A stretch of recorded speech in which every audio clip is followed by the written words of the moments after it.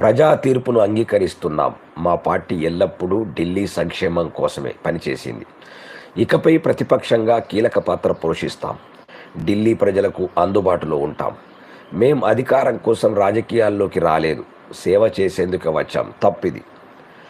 మీరు సేవ చేయడానికి కాదు, దోపిడీ చేయడానికి వచ్చిండ్రు. ఎప్పుడైతే మీ మీద లిక్కర్ కేసు, లిక్కర్ స్కామ్ అనేటటువంటిది అభియోగం ఏదైతే వచ్చిందో అప్పటి నుంచి మీరు ప్రజల లోపల చచ్చిపోయినారు. మీరు ఎంత ఉన్నా ఉంటిదే. ఒక్కసారి తప్పు చేసి సేమ్ డైలాగు కేసీఆర్ చెప్పిండు, ఇక్కడ కేటీఆర్ కూడా చెప్పిండు, సేమ్ డైలాగ్. అక్కడ జగన్ కూడా చెప్పిండు. ఇక జగన్ అయితే మాట్లాడలేడు. విషయం చెప్తా ఉన్నా, చాలా పొరపాటు చేస్తూ ఉన్నారు మీరు. ప్రాంతీయ పార్టీలకు ప్రజలు జేజేలు కొట్టి